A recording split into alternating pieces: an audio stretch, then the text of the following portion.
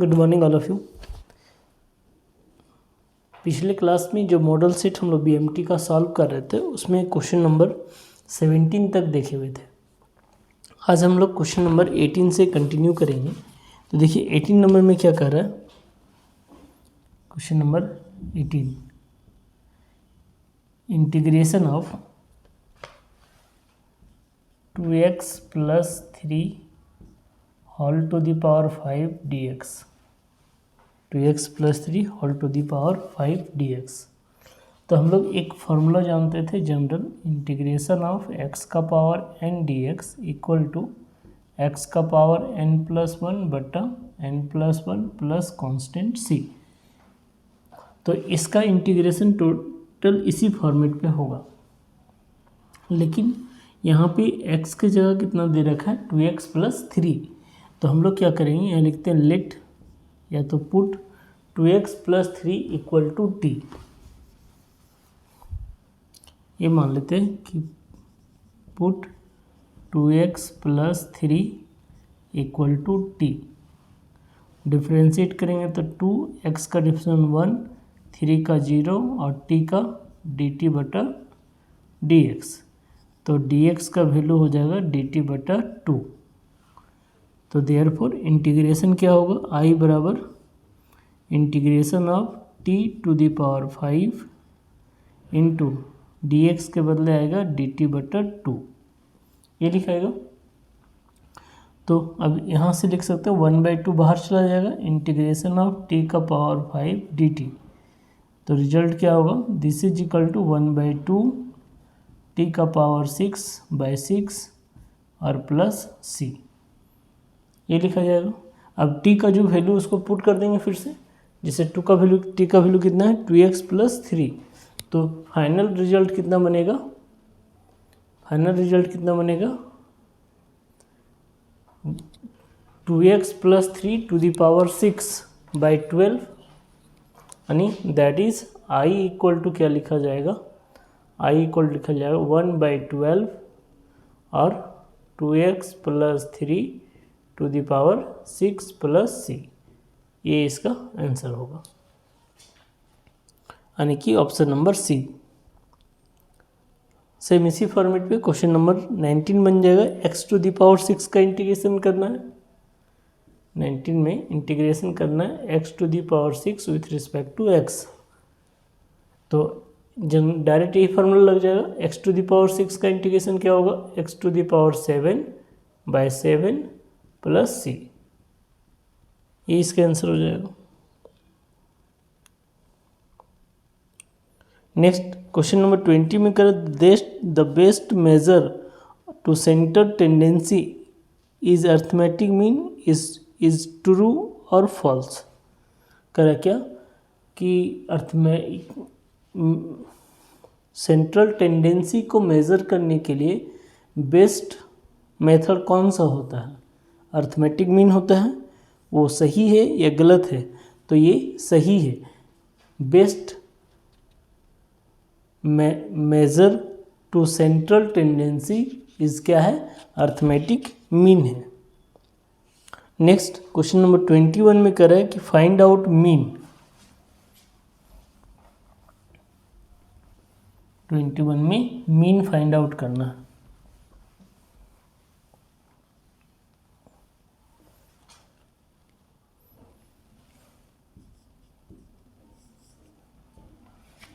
करा find out mean.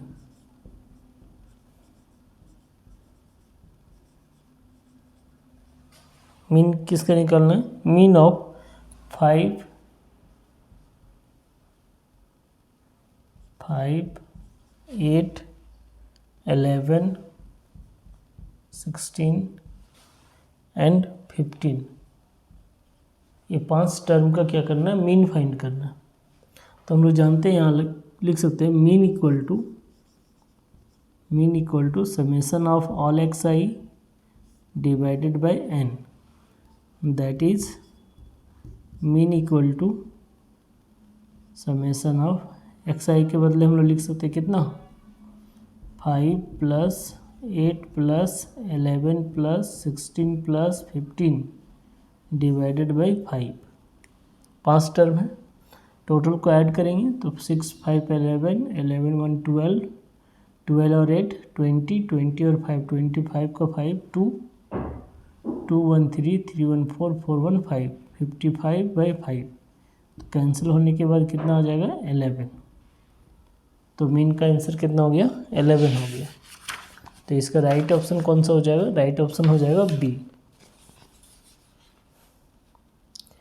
अच्छा 22 number में कर रहे हैं कि formula of median for individual series, individual series का मीडियन निकालने के लिए कौन सा फार्मूला लगता था, तो यहाँ लिख सकते हैं median for individual series, median for individual series, इसका फार्मूला क्या था, m equal to n plus 1/2th term, n plus 1/2th term, ठीक है। नेक्स्ट है क्वेश्चन नंबर 24, 22 और 23 दोनों एक ही क्वेश्चन में रिपीट कर दिया है। 24 नेक्स्ट,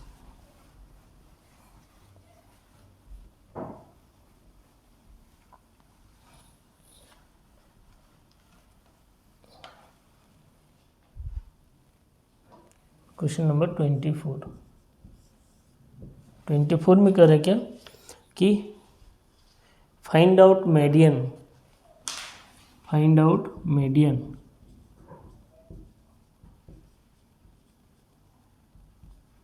मीडियन निकालना है किसका, 80, 100, 90, 170, 60, 50, 40, ये सभी डाटा का क्या निकालना है, मीडियन निकालना है। तो मीडियन निकालने के लिए सबसे पहले हम लोग क्या करेंगे, इसको या तो इंक्रीजिंग फॉर्मेट में या फिर डिक्रीजिंग फॉर्म में लिखेंगे। तो अगर इसको डाटा को इंक्रीजिंग या डिक्रीजिंग फॉर्म में लिखते हैं तो स्टार्ट कहाँ से करेंगे, 40, फिर क्या आएगा 50, नेक्स्ट 60, 80, 90, 100 एंड लास्ट 170, ये आ गया x का वैल्यू, या फिर xi कह सकते हैं इसको। नंबर ऑफ टोटल टर्म कितने हैं, number of terms equal to 2, 4, 6 और 1 7 है। तो देयरफॉर मीडियन इक्वल टू क्या फार्मूला था, मीडियन इक्वल टू था n प्लस 1/2th वैल्यू,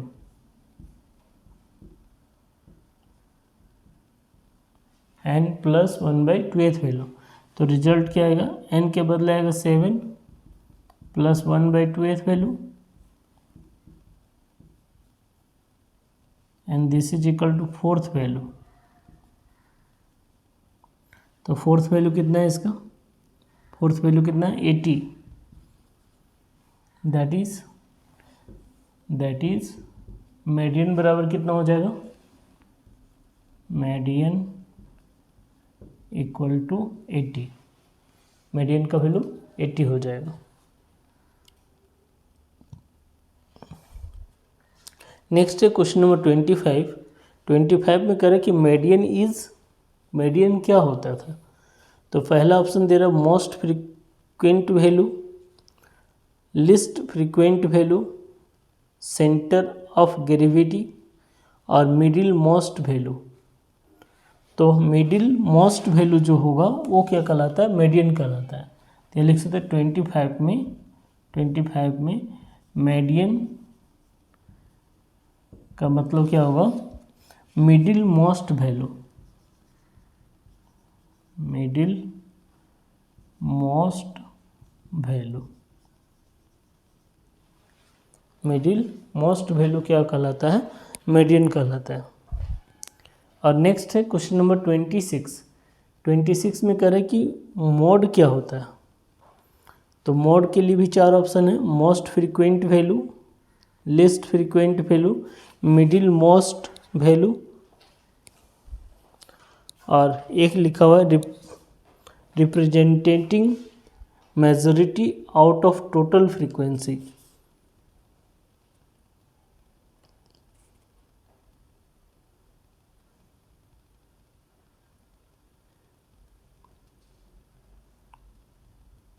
तो यहाँ पे हम लोग राइट ऑप्शन ले सकते हैं most frequent value.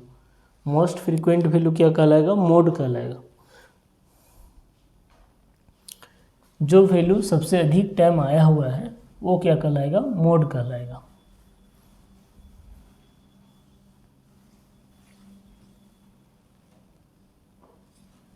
Question number 26, mode that means most frequent value,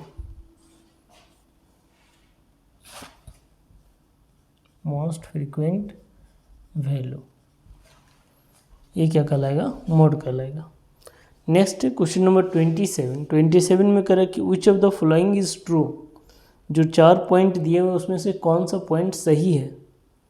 first कह रहा है mean equal to 3 median minus 2 mode, median equal to 3 mode minus 2 mean, और mode equal to 3 median minus 2 mean, mode equal to mean plus median. तो पहला option इसका right होगा।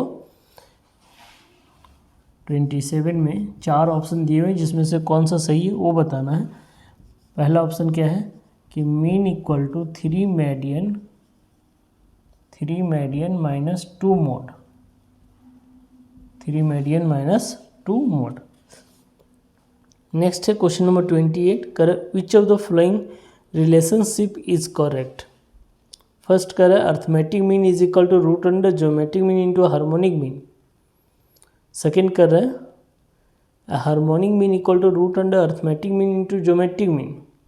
और third कर रहा है geometric mean equal to root under harmonic mean into arithmetic mean. तो क्वेश्चन नंबर 28 का जो सी ऑप्शन है, देखिए सी ऑप्शन तो गलत लिखा हुआ है लेकिन उसमें करेक्शन किया जा सकता है।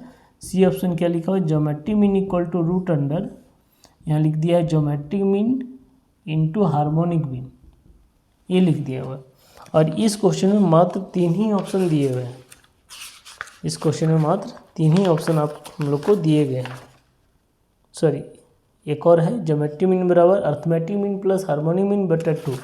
लेकिन अगर यहाँ ज्योमेट्रिक मीन लिख रहा है तो यहाँ पे क्या, इसके अनुसार से जो 28 में 4 ऑप्शन दिए हुए हैं, चारों के चारों ऑप्शन क्या है, गलत है। चारों के चारों ऑप्शन क्या है, गलत है। तो उसमें हम लोग अगर करेक्शन करेंगे तो यहाँ क्या लिख सकते हैं, ज्योमेट्रिक मीन बराबर जो root under geometric mean into harmonic mean दिया हुआ है वहाँ पे क्या होगा, arithmetic mean into harmonic mean होगा। यानी कि इसमें 28 के चारों ऑप्शन क्या है, ऑलरेडी गलत है। तो हम लोग एक करेक्शन करके सी ऑप्शन को करेक्ट कर सकते हैं, ज्योमेट्रिक मीन बराबर root under arithmetic mean into harmonic mean. Next देखते हैं क्वेश्चन नंबर 29 में कह रहा है कि the geometric mean of 2 numbers 8 and 18 shall be. 8 और 18 का ज्योमेट्रिक मीन क्या होगा ये बताना है।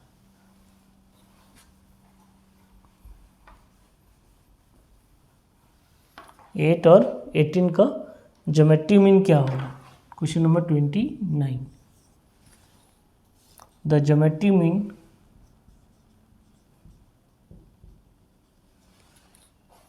of 2 number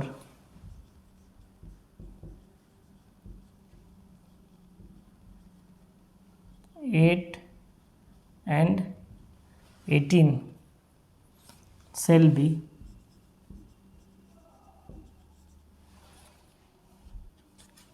तो यहाँ लिख सकते हैं सॉल्यूशन में कि since a equal to 8 b equal to 18, A का वैल्यू कितना 8 और बी का वैल्यू 18। तो therefore geometric mean equal to क्या फार्मूला होता था, root under A B, root under A B. यानी कि क्या हो जाएगा, रूट अंडर 8 इंटू 18। तो यहाँ लिख सकते हैं 8 को 4 इंटू 2, अच्छा 18 को लिख सकते हैं कितना, 9 इंटू 2। 18 को लिख सकते हैं कितना, 9 इंटू 2। अब देखिए इसको अरेंज करेंगे तो यहाँ क्या होगा, 4 को लिख सकते हैं 2 का स्क्वायर, ये दोनों 2 को मिला के लिख सकते हैं 2 का स्क्वायर, और 9 को लिख सकते हैं 3 का स्क्वायर, ऐसा लिख सकते हैं। तीनों का स्क्वायर अगर एक साथ करेंगे तो यहाँ क्या हो जाएगा, 2 इंटू 2 इंटू 3 का होल स्क्वायर हो जाएगा, स्क्वायर से रूट कट जाएगा। तो ज्योमेट्रिक मीन इक्वल टू क्या हो जाएगा, ज्योमेट्रिक मीन इक्वल टू हो जाएगा 2 2 4 4 3 12, ये हो जाएगा ज्योमेट्रिक मीन का वैल्यू। ठीक है, नेक्स्ट देखते हैं क्वेश्चन नंबर 30।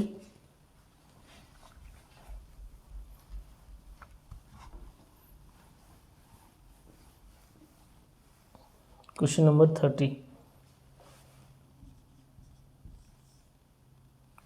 30 में कह रहा है क्या कि if the arithmetic mean and geometric harmonic mean of two number are 5 and 3.2 respectively.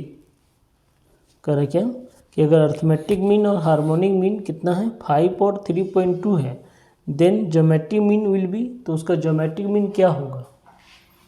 ठीक है, क्वेश्चन कर रहा है कि if arithmetic mean is equal to 5, harmonic mean equal to 3.2, ये दो रिजल्ट दिया हुआ है।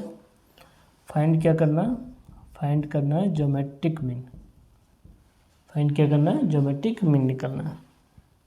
तो हम लोग यहाँ लिख सकते हैं सॉल्यूशन में कि since geometric mean equal to क्या होता था, root under arithmetic mean into harmonic mean, root under arithmetic mean into harmonic mean. Arithmetic mean का वैल्यू कितना दे रखा है 5, और हार्मोनिक मीन का वैल्यू कितना दे रखा है 3.2। तो ज्योमेट्रिक मीन बराबर क्या होगा, रूट अंडर 5 इंटू 3.2, 5 को मल्टीप्लाई करेंगे कितना से, 3.2 से, तो कितना हो जाएगा 5 टू 10 का 0, 15 और 1 16, 16.0 आएगा। तो ज्योमेट्रिक मीन का वैल्यू कितना हो जाएगा, ज्योमेट्रिक मीन का वैल्यू हो जाएगा 4। ठीक है, ज्योमेट्रिक मीन का वैल्यू 4 हो जाएगा। नेक्स्ट है क्वेश्चन नंबर 31। क्वेश्चन नंबर 31 में कह रहा है कि least square method is use to calculate trend. Least square method जो हम लोग पढ़े हुए थे किसमें, टाइम सीरीज में, टाइम सीरीज में, एनालिसिस ऑफ टाइम सीरीज, जिसमें क्या होता था कि हम लोग टाइम टू टाइम किसी कंपनी का प्रोडक्शन या प्रॉफिट सेल्स क्या होता था, ग्रोथ करता था या डिक्रीज करता था, उसका हम लोग एनालिसिस करते थे। तो यहाँ पे क्या कर रहा है क्वेश्चन नंबर 31 में कि least square method use to calculating trend. Least square method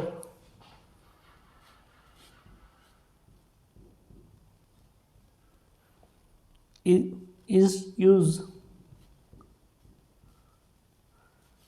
for calculation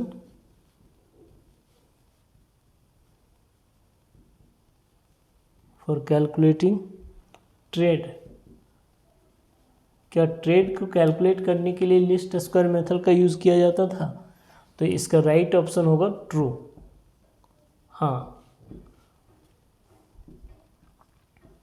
B लिखा हुआ फॉल्स, दो ऑप्शन दिया हुआ है, तो इसका राइट ऑप्शन क्या होगा, ये लिस्ट स्क्वायर मेथड का यूज़ हम लोग ट्रेड कैलकुलेट करने के लिए यूज़ करते थे।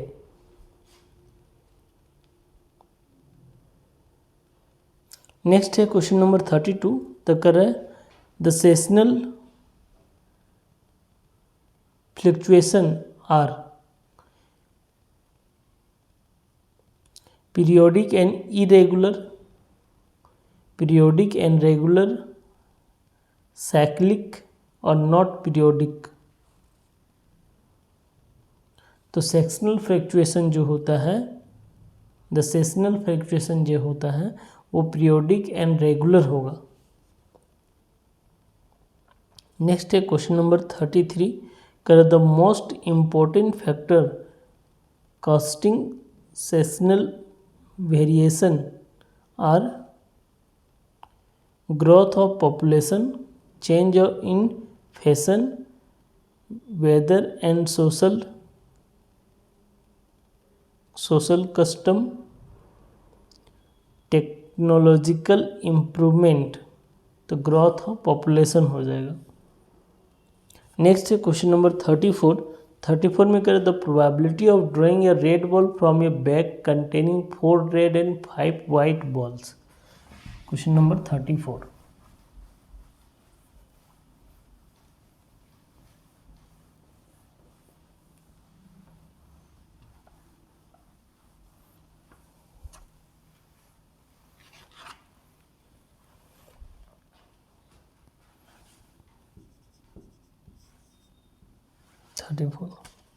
करे bag contain 4 red and 5 white ball.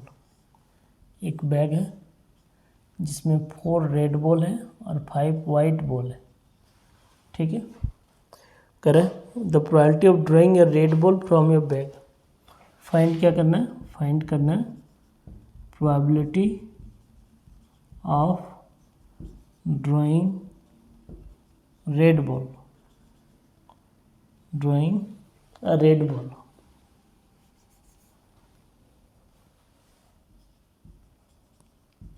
Red ball निकालने का क्या प्रायिकता होगा, तो टोटल रेड बॉल की संख्या कितनी है 4 और टोटल बॉल की संख्या कितनी 9।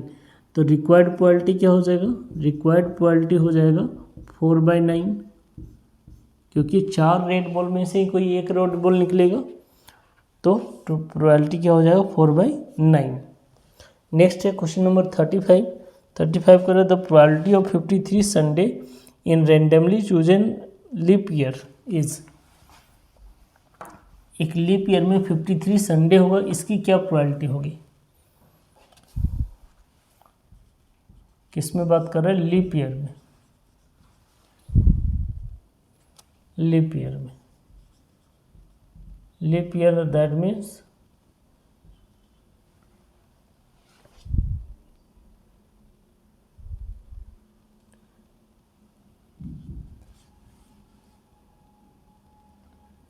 Leap year that means 365 days. एक लीप ईयर में कितने दिन होते हैं, 365 डेज होते थे। अब अगर हम लोग वीकली देखें, अगर हम लोग वीकली देखें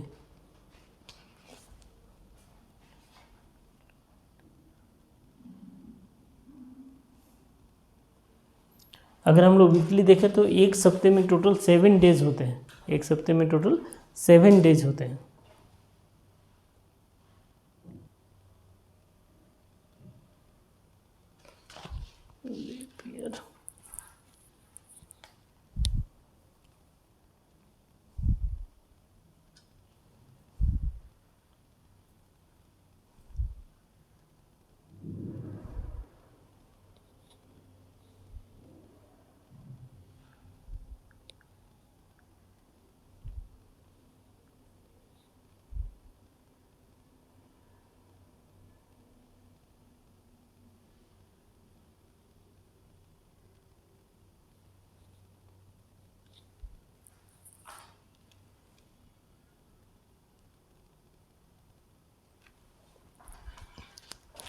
देखिए leap year that means 366 days, leap year that means 366 days.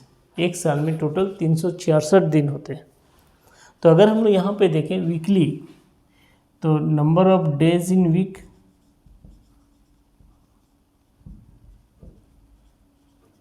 एक वीक में 7 डेज होगा and 1 day coming in year is equal to 52। कोई भी दिन एक साल में 52 टाइम्स आता है। ठीक है, तो टोटल कितने डेज निकल गए यहाँ पे, टोटल डेज निकल गए 52 इंटू 7 यानी 364 डेज। ठीक है, रेस्ट कितने डेज बचे, rest days are equal to 2। अब हम लोग को प्रोबेबिलिटी क्या चाहिए कि लीप ईयर में we have to find probability क्या 53 संडे। ठीक है,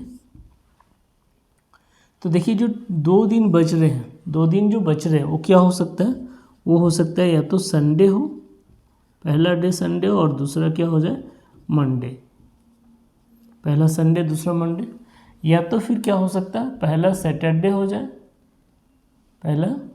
हो जाए और दूसरा क्या हो जाए संडे हो जाए। ये 2 चांसेस हैं, सैटरडे और Sunday,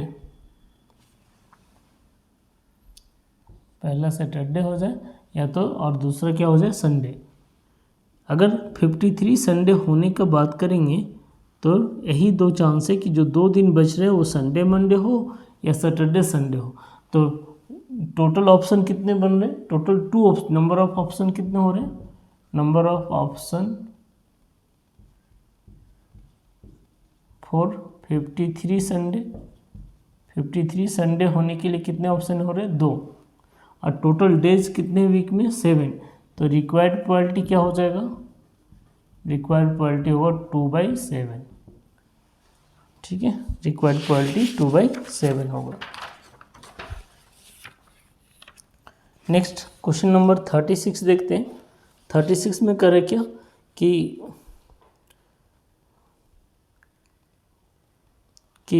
in a single thrown of 2 dice, the probability of getting a total greater than 8 कि एक थ्रोन में 2 डाइस को टॉस किया गया, उछाला गया, एक थ्रोन में 2 डाइस को एक बार उछाला गया, तो कह रहा है कि उसकी क्या प्रोबेबिलिटी होगी कि रिजल्ट जो होगा वो ग्रेटर देन क्या आएगा 8 आएगा, रिजल्ट जो होगा वो ग्रेटर देन 8 आएगा। तो अगर एक डैश को 2 डैश को अगर एक बार उछालेंगे तो आउटकम्स क्या होगा 11 12 से लेके लास्ट कहाँ तक जाएगा 6 तक जाएगा, यानी कि NS का जो वैल्यू होगा वो कितना होगा 36 होगा। अगर यहाँ लिखते हैं E be the event getting sum is greater than 8,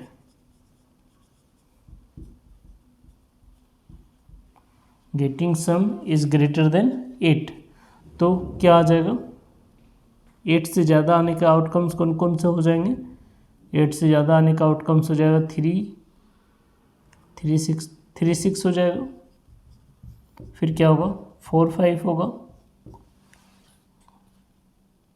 4 5 होगा, फिर क्या होगा 4 6 होगा, 5 4 होगा, 5 5 होगा, 5 6 होगा, 6 3 होगा, 6 4 होगा, 6 5 होगा और 6 6 होगा। ये पॉसिबल आउटकम्स होंगे जिसमें सम क्या होगा ग्रेटर देन 8 होगा। तो पॉसिबल आउटकम्स कितने होंगे, NE का वैल्यू कितना हो गया 1 2 3 4 5 6 और 4 10, NE का वैल्यू 10 हो गया। तो रिक्वायर्ड प्रोबेबिलिटी क्या हो जाएगा 10/36, 10/36 यानी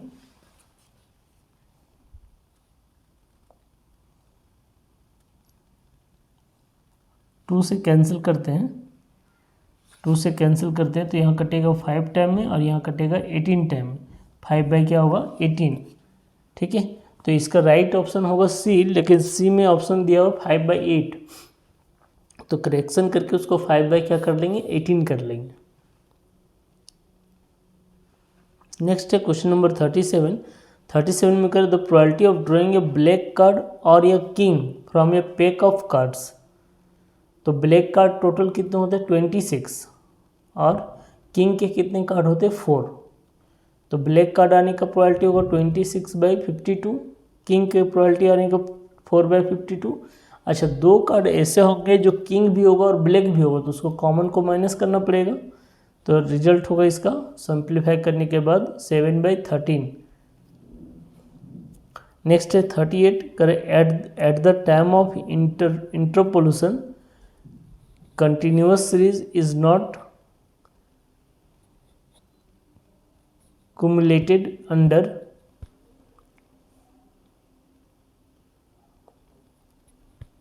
इंटरपोलेशन में लैग्रांजेस मेथड लिख सकते हैं 38 के लिए। Binomial expansion method is based on binomial theorem, ठीक है। बाइनोमियल एक्सपेंशन मेथड जो है वो बेस्ड होगा किस पे, बाइनोमियल थ्योरम पे।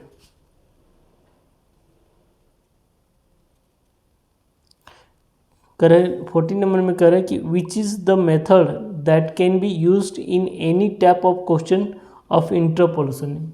इंटरपोलेशन का किसी भी टाइप के क्वेश्चन को सॉल्व करने के लिए कौन सा मेथड को यूज़ करना है, कर सकते हैं।